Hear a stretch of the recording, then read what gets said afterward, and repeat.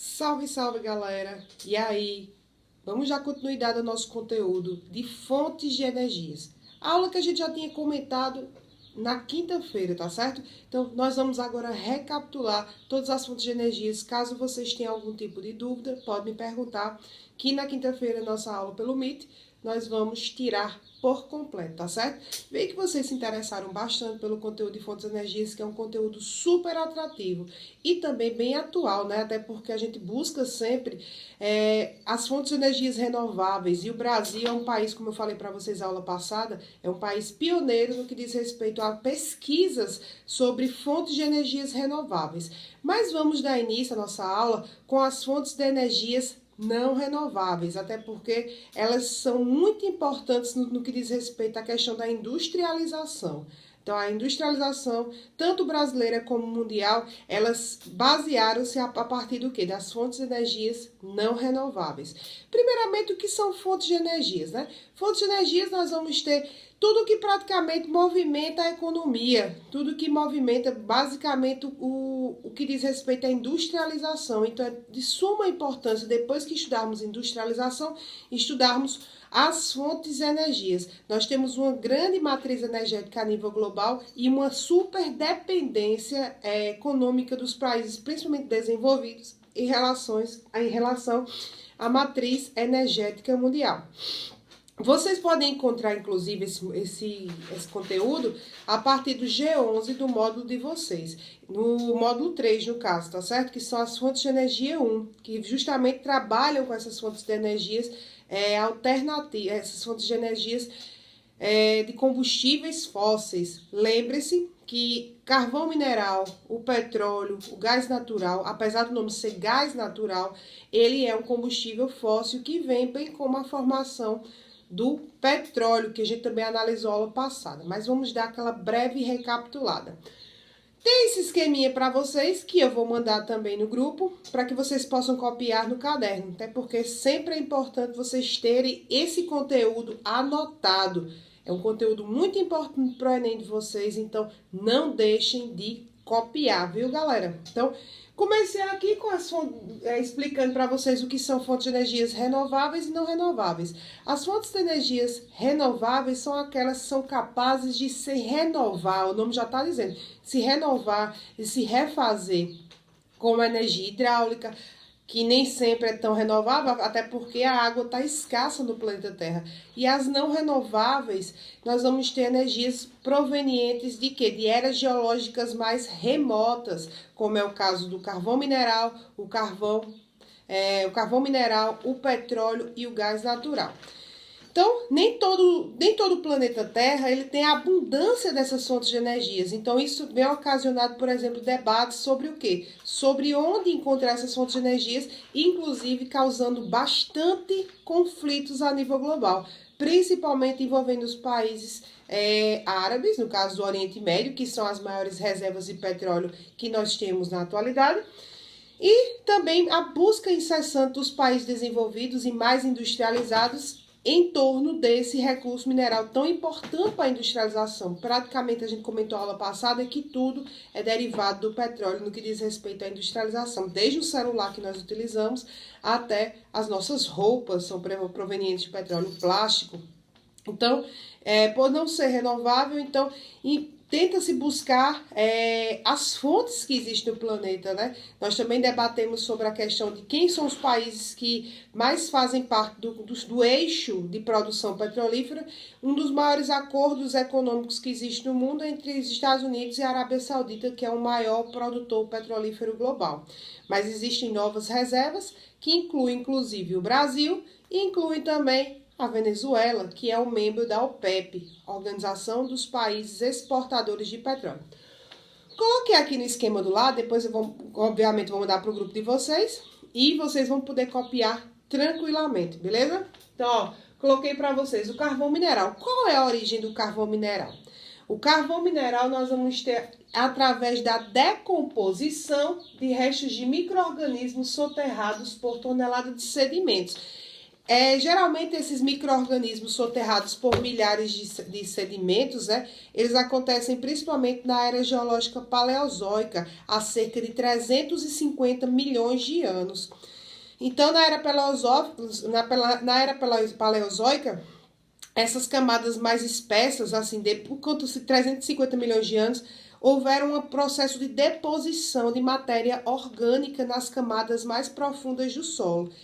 Então, fazendo assim a compactação e também a diminuição, por exemplo, de oxigênio nas camadas mais profundas do solo, fazendo com que o carvão, ele, no caso, ele é derivado do carbono, né? Ele consiste em carbono, que é uma substância, inclusive, sólida, escura e tem ausência de oxigênio. Tá parecendo uma aula de química, mas de fato, esse processo de formação do carbono, ele é físico-químico. Então, é de suma importância também vocês saberem a caixinha da formação da cadeia de carbonos. Então, consequentemente, o carvão mineral, ele é composto de uma matéria orgânica, principalmente vegetal, em milhares de anos. Há cerca de 350 milhões de anos ele foi formado na era paleozoica. Na natureza nós vamos ter o carvão mineral varia, ele tem suas variedades de acordo com as jazidas que nós encontramos, né? Coloquei para vocês aqui no esquema também, ó, fornecimento na era paleozoica. A composição dele é basicamente de carbono, né? Carbono com ausência de oxigênio.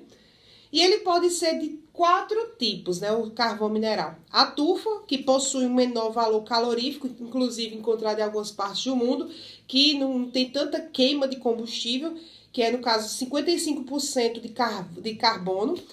E nós vamos ter um menor poder calorífico, que não é tão interessante para utilização industrial. O melhor para a utilização industrial, nós vamos ter o antracito, né, que é 90% a 96% de carvão, ou seja, é encontrado das eras geológicas até mais remotas. Então, nós vamos ter o lignito. O lignito tem uns 65 a 75% de valor calorífico, é um baixo também poder calorífico. Por quê? O que tem a ver essa questão de alto valor calorífico e baixo valor calorífico? Nas indústrias, o mais interessante é que tem um alto valor calorífico. Para o quê? Para utilizar nas usinas siderúrgicas, usinas metalúrgicas, fundimento de metais. Tudo isso é importante para a utilização do carvão mineral. Lembre-se, o carvão mineral foi de suma importância para a primeira revolução industrial. Foi a primeira fonte de energia descoberta, inclusive na Inglaterra. Por isso que a Inglaterra se tornou o pioneiro na primeira revolução industrial. Nós vamos ter também a hulha, que tem cerca de 80, vocês podem acompanhar no livro de vocês na página 4, aí do G11. A hulha, que tem 80 a 90%, 80% total, né, do consumido. E, inclusive, no Brasil, nós vamos ter um carvão mineral de baixo valor calorífico, que são encontrados apenas na região sul do Brasil. Então, o Brasil ele é pobre no que diz respeito a esse recurso natural. Então, como é que a gente supre essa necessidade de utilização do carvão mineral? Simples, nós importamos, né? Existe aquela DIT que nós estudamos através da industrialização, que é a Divisão Internacional do Trabalho, e que em alguns países eles são produtores, principalmente de matéria-prima. Então, a gente depende desses produtores de matéria-prima. Inclusive, o Brasil depende bastante do carvão mineral produzido na Rússia, que é de alto valor calorífico. A hulha, que é o mais abundante consumido, que é 80% do total, que é o mais encontrado, né, de uma maneira geral, no planeta Terra, e apresenta teor calorífico de 75% a 90%. Do carvão é chamado também o carvão siderúrgico. Ele é utilizado bastante nas usinas siderúrgicas, ou seja, fabricação de aço, alumínio. Ele é bastante utilizado. E o antracito. O antracito possui de 90% a 96% de carbono, que tem o maior poder calorífico e também é um carvão mineral mais raro, ou seja, também mais caro. Quanto mais raro, né, o recurso mineral, mais caro ele vai ser. Então, o antracito é o carvão mineral mais raro. Então, é apenas 5% do consumo a nível global, o antracito. Então, a gente aprendeu agora que os tipos de carvão mineral são a turfa, o lignito, a tufa, o lignito, a hulha e o antracito. São os 4 componentes de carvão mineral que são encontrados. Cada um com, no caso, valor calorífico diferente por conta da sua formação geológica. As mais antigas até as mais jovens, né? O mais raro é o antracito, que tem 90 a 96% de queima de carbono. Nós consideramos o carvão mineral também um recurso natural não renovável, e nós vamos ter, com o advento do surgimento das indústrias siderúrgicas, ele se desenvolveu bastante, principalmente no século XIX, também a utilização, e até os dias atuais. Mas foi a primeira forma de recurso natural desenvolvido no mundo, na primeira revolução industrial, como eu também já tinha falado para vocês, na Inglaterra. É indispensável para a fabricação de vários gêneros, como, por exemplo, o ferro, o aço, a liga metálica, que são componentes de carbono. Outra questão também, nós vamos ter, aqui no livro de vocês tem agregadas ao carvão mineral, as águas amoniciais, tem grande importância na produção de adubos químicos, é muito importante também na produção de adubos químicos, utilização de fertilização do solo. Outros elementos acontecem aliados ao carvão, nós vamos ter o naftaleno, o antraceno, o benzeno.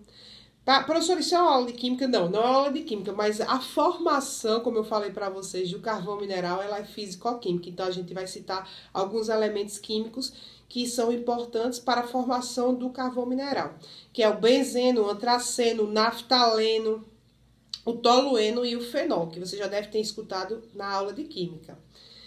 Produtos essenciais para a fabricação de vários gêneros, como, por exemplo, solventes, plásticos, corantes, até medicamentos, inseticidas também são através desses componentes químicos que se originam também do beneficiamento do carvão mineral, né? São esses tipos de cadeias orgânicas, nós vamos ter através do quê? Do beneficiamento de alguns gêneros químicos, né? Como o benzeno, o antraceno, que eu acabei de citar.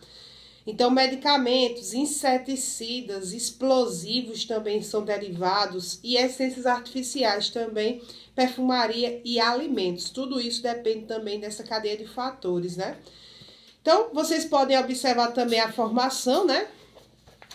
Aqui tem aí onde são encontrados, por exemplo, na natureza, o carvão mineral, né? Quanto mais próximo às áreas mais próximas, né? Nós vamos ter menos valor calorífico. Quanto menos oxigênio nós vamos ter. O antracito, por exemplo, é o carvão mineral menos encontrado por estar na camada mais profunda do solo. Aqui nós vamos ter a produção de hidrocarbonetos, né? Como é que são formados, com a composição, nessa questão da dobra, né? O carvão, o gás, vocês vão encontrar na camada acima do petróleo. E a camada de água aí. Então, as falhas, as dobras, vocês vão encontrar também nesse esquema do livro de vocês, tá certo? E também tem a destilação seca de carvão, né? Existe a destilação seca do carvão, tira-se os líquidos, fazem justamente o resfriamento e retira-se os gases obtidos nesse carvão mineral. A queima de carvão mineral ela é altamente poluente para a atmosfera, inclusive um dos fatores que foram preponderantes para o que? O buraco da camada de ozônio, essa queima de combustíveis fósseis. Não só o carvão mineral, mas foi o primeiro a ser utilizado no mundo. Então, não só a queima do carvão mineral, como do petróleo, gás natural também são altamente poluentes para a atmosfera e são diretamente responsáveis pelo buraco da camada de ozônio e também pelas alterações climáticas. Vale salientar, tá certo? Coloquei aqui para vocês as aplicações. Aí tem aí, no caso, para extrair carvão mineral em minas profundas, é necessário utilizar grande número de trabalhadores, que são as chamadas minas de carvão, né? Que eles fazem geralmente poços e cavam até camadas mais inferiores do solo para obter. Isso vocês vão encontrar na página 5, tá certo? Aqui todo o processo de formação. Acompanhem, viu, galera? Então, nós vamos ter aí agora o petróleo. O petróleo também é um hidrocarboneto, formado principalmente por moléculas de carbono e hidrogênio.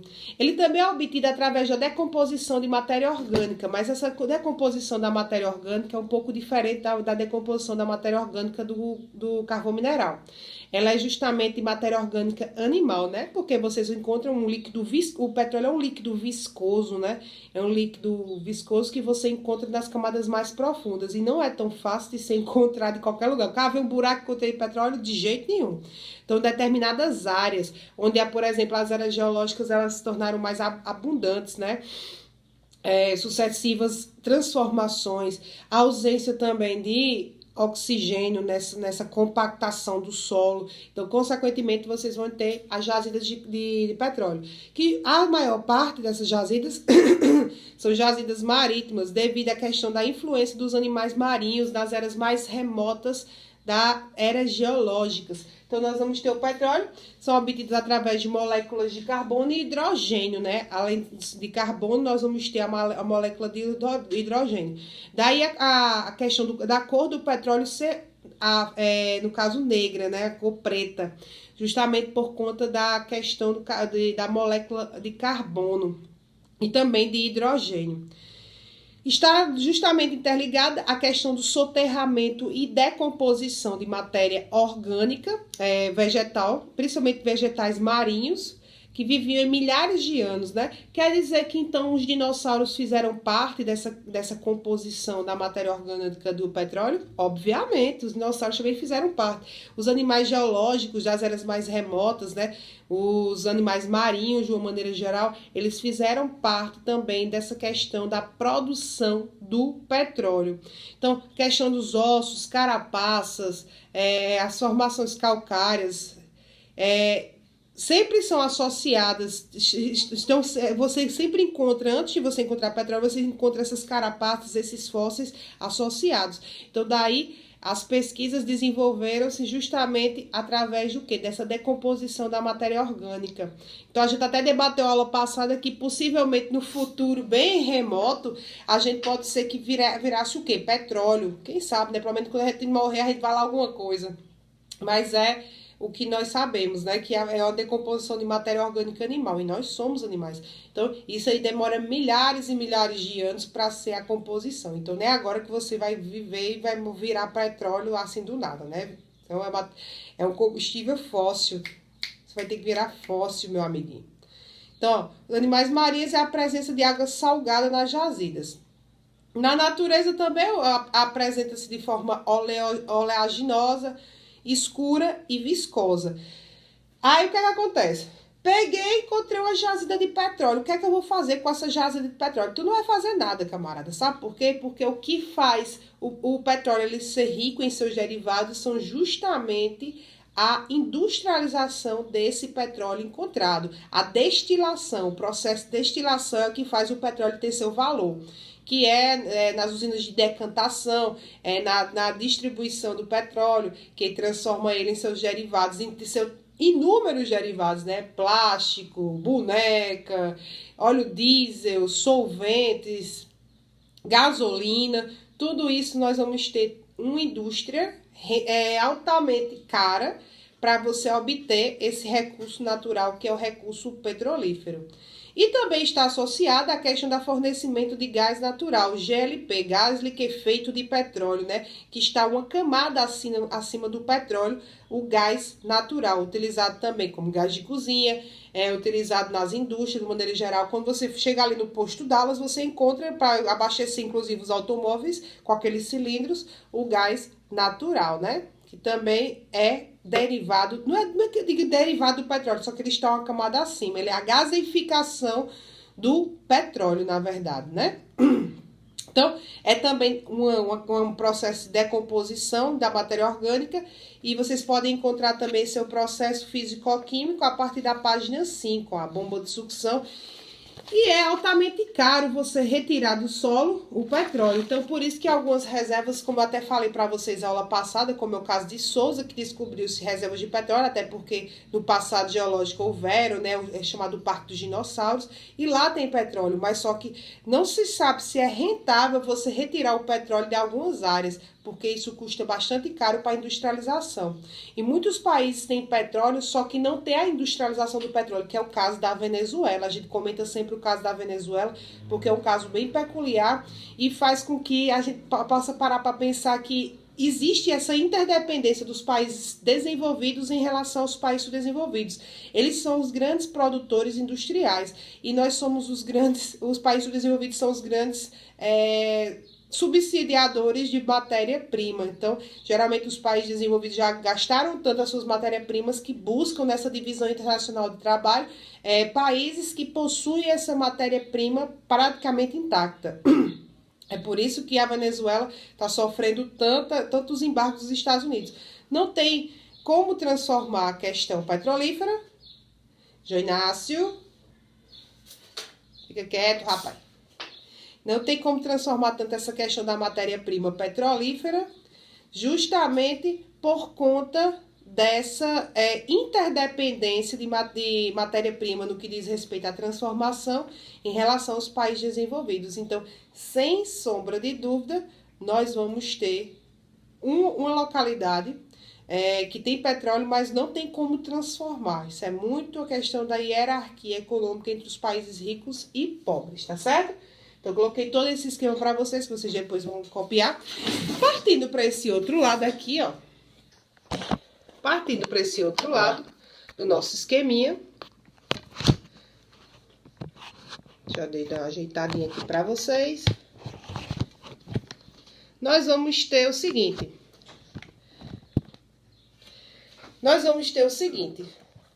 Ixi, hoje essa gravação ficou muito ruim, porque meu tripé quebrou, mas não tem problema não. A gente desenrola de todo jeito, vocês sabem muito bem disso. Então, ó, nós vamos ter aí, em relação aos vegetais marinhos, eu coloquei para vocês o líquido é oleoso, escuro e viscoso, associado ao gás natural GLP, processo físico-químico lento. E como é que foi descoberto o petróleo a nível global? Vamos ver aí como é que foi descoberto o petróleo a nível global, tá certo? O petróleo, a sua descoberta, ela aconteceu principalmente no século chamado século do petróleo. O petróleo se tornou conhecido principalmente a partir de 1859. Ele foi descoberto nos Estados Unidos, no estado da Pensilvânia. Foi o primeiro que se utilizou o petróleo como recurso natural. Então, nós vamos ter, no início ele extraía-se apenas o quê? O querosene, né? O querosene, de uma maneira geral, para a iluminação, porque o querosene todo mundo usava o quê? Praticamente lamparina. A descoberta da energia elétrica não foi totalmente associada inicialmente à questão petrolífera, né? Aí o que é que acontece? O automóvel ele começou a existir, principalmente em 1896. Daí começou-se o quê? A produzir aí na indústria automobilística e o petróleo ele deslanchou como um dos principais fontes de energias do século XIX, da segunda revolução industrial. Nós vamos ter a peça-chave envolvida da segunda revolução industrial, o petróleo, sem sombra de dúvidas. Aí o que acontece? Depois do advento do automóvel, veio também as grandes embarcações, movidas também a óleo diesel, que foi também eles também descobriram a partir do desenvolvimento de indústrias voltadas à decantação do petróleo, e daí descobriu-se o quê? O óleo diesel. Em 1911 também ele foi preponderantemente importante para o mundo capitalista, né? Isso justifica o combustível fóssil que ganhou principalmente sua magnitude, principalmente no século XX. No século XX, todos os países já estavam o quê? À torta e à direita, disputando por áreas que tivessem o quê? Reservas de petróleo, principalmente os países europeus. Então, quer dizer que também um dos fatores que ocasionaram as primeiras guerras, a Segunda Guerra, foram em relação ao petróleo. Lembre-se, as guerras, a Primeira e a Segunda Guerra foram no início do século XXI, no início do século XX. Então, consequentemente, essa busca por países imperialistas, ela ocasionou também justamente por conta do mercado consumidor, tanto o mercado consumidor petrolífero, como também o mercado consumidor que já tinha produtos transformados diretamente associados ao petróleo. O que aconteceu? Toda indústria, tanto dos Estados Unidos, que foi o precursor dessa nova invenção, dessa nova destilação do petróleo, começaram a utilizar grande parte dos países europeus, como Alemanha, França, Itália, Espanha, todos os países europeus já estavam se industrializando. Enquanto isso, os países desenvolvidos, agroprodutores, obviamente, mas eles começaram inicialmente a tirar esse petróleo de onde? Dos seus territórios. E também anexar outros territórios que obtivessem esse recurso mineral. Então, houve também um processo de crise do petróleo. Eles observaram que o petróleo é um recurso esgotável. Esse recurso é um recurso esgotável. Então, consequentemente, eles começaram a observar que nem sempre iria ter, é um combustível fóssil. Mas quer dizer que no início do século XIX, eles tinham essa ideia de que o petróleo era um recurso natural esgotável? Não, eles não tinham essa ideia de que o recurso natural do petróleo era esgotável. Eles só começaram a obter essa informação a partir do século XX. Então, ainda até no livro da página 6, vocês podem acompanhar, ó, que tem a crise do petróleo. A importância estratégica alcançada pelo petróleo ao longo do século XX provocou inúmeras crises de proporções mundiais. Eclodiram muitos legítimos envolvendo empresas e países, nos quais sempre estiveram em jogo a posse, o refino e a comercialização do petróleo. Em geral, foram observados dois tipos de conflitos envolvendo disputas pelo controle do processo produtivo e distributivo, conflitos entre os estados nacionais e conflitos entre os produtores e países consumidores. As duas formas de disputas tiveram o mesmo caráter, em busca do lucro e poder. Essas disputas do século XX ocasionaram, por exemplo, o fator da Primeira Guerra Mundial e também da Segunda Guerra Mundial, que era praticamente o mesmo motivo. A disputa de poder e hegemonia entre os países imperialistas. Então, e do controle, por exemplo, dessas fontes de petróleo. Essas fontes de petróleo elas foram muito importantes e divisor de águas para a questão das estratégias, né? Então, mercados consumidores cada dia mais abrangentes, né? Então, eu coloquei para vocês também nesse esquema que é utilizado em praticamente tudo e existiam disputas por controle produtivo, disputas também por onde fazer essas refinarias e a hierarquia das transnacionais. Lá começou a surgir as empresas transnacionais em relação ao petróleo. Então, começou-se a utilizar principalmente, eles descobriram no século XX também o potencial do Golfo Pérsico, né, que fica no Oriente Médio. Em 1908, que foram descobertas importantes reservas desse hidrocarboneto, né, principalmente no Irã. Ah, professora, Irã, Iraque, Afeganistão é um mundo dominado por terroristas. Isso é o que colocaram na cabeça de todo mundo, que todo islâmico é terrorista, justamente porque lá tem as maiores reservas. Cerca de 60% das reservas petrolíferas nós vamos ter voltadas ao Oriente Médio, ao grande produtor dessa matéria-prima. Produtor não, né? Digamos que tem essa matéria-prima, só não tem como transformar. Porque na divisão internacional do trabalho, os países mais pobres, eles ficaram com a hierarquia só de produzir e para os países desenvolvidos. Então, nós vamos ter, nessa época foram negociadas concessões a grandes companhias estrangeiras, ou seja, começou dentro do mundo árabe uma questão de concessões só à distribuição de empresas estrangeiras, principalmente voltadas à Europa e também aos Estados Unidos da América, que eram os grandes bambambãs que comandavam essa distribuição dos hidrocarbonetos. Aí começaram outras empresas transnacionais, como a de Nova Jersey, a Exxon, que é uma das grandes, até hoje, uma das grandes produtoras petrolíferas, né, da Califórnia, a Chevron, a Mobil. Vocês conhecem essas empresas? Obviamente, são empresas que trabalham com o quê? Com tudo que envolve a questão automobilística, a fornecimento de graxa para carro, óleo para carro, a Mobil, né, que é bem comum, a Exxon também, a Chevron, a Texaco, né, que até hoje existe. Então, essas empresas vocês conhecem bastante, principalmente porque elas são do ramo de destilados, elas são grandes destiladores. A British Petroleum, que também é da Bélgica, né, da questão anglo-holandesa, E a Shell também participava diretamente dessa intervenção dos estados e as transnacionais dentro do Oriente Médio, já que descobriu-se um grande potencial dentro do Oriente Médio desse petróleo. Você já viu um negócio que já começou a rolar uma treta em relação à Guerra Mundial. Aí, após a Primeira Guerra Mundial, as transnacionais adotaram uma política comum que era chamada de joint venture. Essa política de joint venture era justamente estabelecida para a exploração de campos petrolíferos, principalmente numa área de bacia do Golfo Pérsico, que era uma área do Oriente Médio que tinha bastante petróleo. Então, a partir dos anos 20, nós vamos ter acordos com alguns países do Oriente Médio que deram, no caso, aval para essas empresas como a Exxon, a Mobil, a Shell, intervirem dentro do Golfo Pérsico e, assim, destilar esse petróleo e transformar o petróleo nos seus derivados. Obviamente que lucro para o Oriente Médio não teve, né? Só teve para quem explorou esse petróleo. Então sempre vai ser assim, essa hierarquia. Os países desenvolvidos que têm a matéria, no caso o material para transformar, que são as grandes refinarias, eles lucram em relação ao petróleo e quem tem petróleo sempre fica pobre. É aquele negócio que até a aula passada vocês falaram, como é o caso do diamante na África, né? Formando, por exemplo, os oligopólios de uma maneira geral, os cartéis, né, que são associação coloio de países em busca dessa questão também operacional.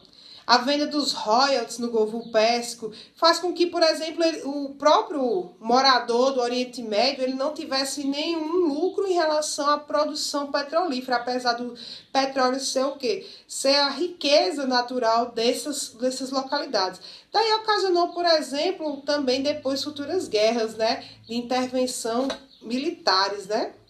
Então, o que acontece? Na Segunda Guerra Mundial, começou também esse processo de descolonização do Oriente Médio, saída dos exércitos do continente europeu e tudo mais, e também movimentos nacionalistas que acabaram virando o que nós chamamos de movimentos terroristas.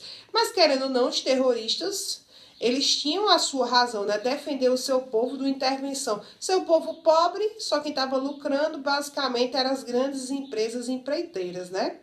Então, durante a Guerra Fria, tem aí na página 6, em relação ao petróleo, o Irã, né?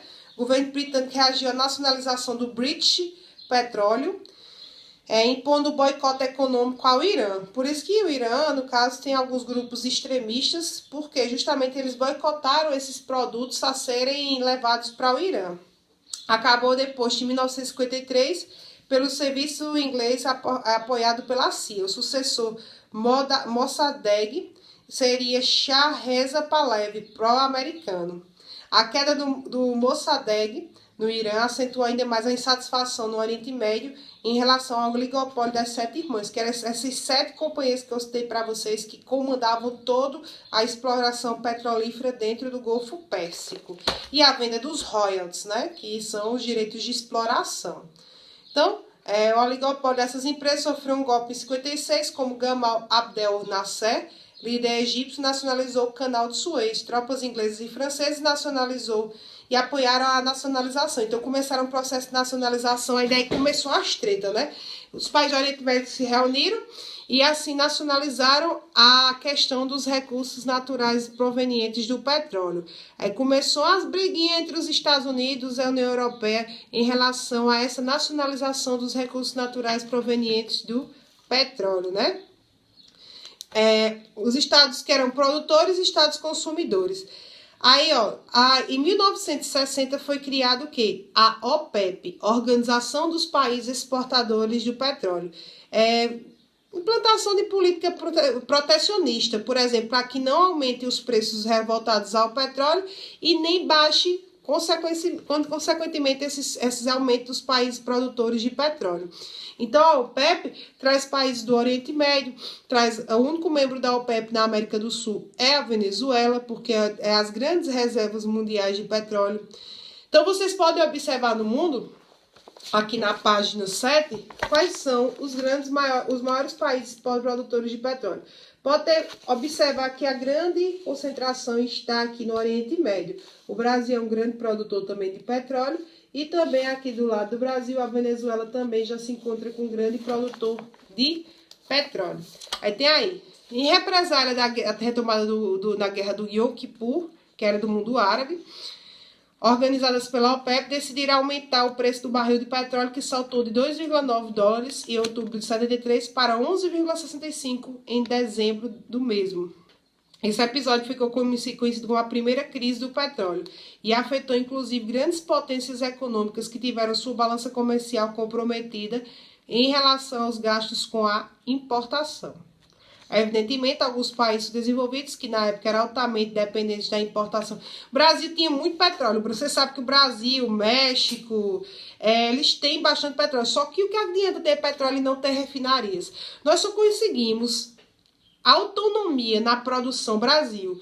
A gente já pegando essa questão de Brasil. Nós só conseguimos autonomia nessa produção petrolífera a partir dos anos 2000, com a Petrobras. Sempre existiu a Petrobras? Não, depois dos anos 30, durante o governo Vargas, que ela foi enfatizada. A Petrobras, ela foi construída durante o governo Vargas.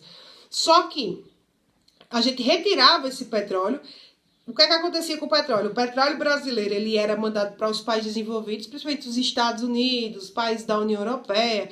Lá eles eram destilados, né, transformados na industrialização, e nós comprávamos esse produto transformado. Isso é inteligente? Não, isso é uma burrice total, porque nós temos a matéria-prima. O México também tinha, só que nós não tínhamos a autonomia dessa produção, devido a essa questão da distribuição internacional do trabalho. Então sofremos bastante no que diz respeito a essa questão da dependência e a dívida externa. Então, só nos anos 2000, em 2004, que nós tivemos uma autonomia total e cada dia maior construção de refinarias no território brasileiro. O polo de Camaçari, na Bahia, nós vamos ter também a Bacia de Campos, no Rio de Janeiro, com grandes investimentos na extração de petróleo. Isso durante o governo dos anos 2000, né? Não de Fernando Henrique Cardoso, que aí nós tínhamos essa dependência, mas durante o governo Lula. Então, nós tivemos uma autonomia melhor do petróleo. Aí começou as roubalheiras da Petrobras. A Petrobras, de uma empresa das mais lucrativas do mundo, virou uma das que tivesse mais roubalheira do mundo também, né? Mas é indiscutível a grande produção petrolífera e dos destilados do petróleo em relação à Petrobras, tá certo? Inclusive, tem até um acidente nos anos 90 com a Petrobras. Queriam mudar o nome da Petrobras para ficar mais internacionalizado, que era Petrobras. Eu me lembro quando eu estava no terceiro ano do ensino médio, foi uma discussão. Se a empresa Petrobras viraria Petrobras, que era melhor para a pronúncia dos americanos, ou era Petrobras. Achei digno que ficasse Petrobras mesmo, porque é para o Brasil pronunciar, não outros países. A segunda crise foi justamente a questão do petróleo no Irã. O Irã é muito comentado, né? Porque também tem muita reserva de petróleo. E nós vamos ter o início da guerra do Irã e do Iraque, justamente nessa segunda crise do petróleo que vocês vão encontrar na página 8. Que o petróleo começou a saltar os preços na OPEP nos anos 70 e tudo mais. Começou um conflito entre a guerra do Irã e do Iraque, no caso, justamente por conta de líderes muçulmanos, enfim. Tudo isso também é ocasionado pela crise petrolífera.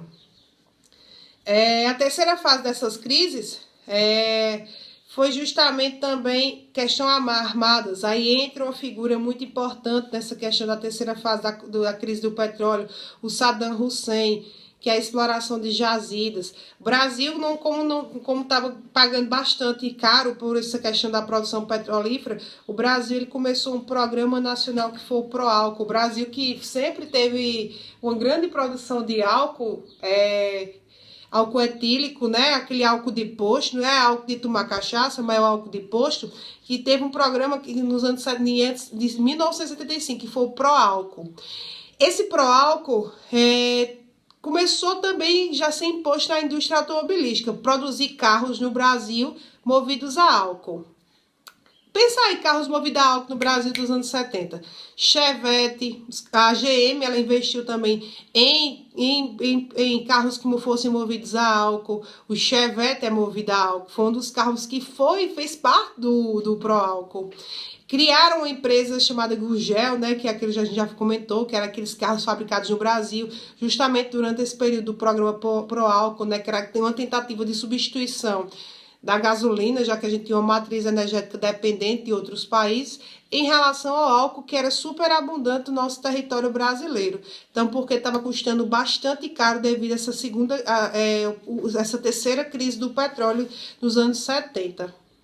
Então, Saddam Hussein ele vê a economia do país asfixiada e previsões sombrias para o futuro.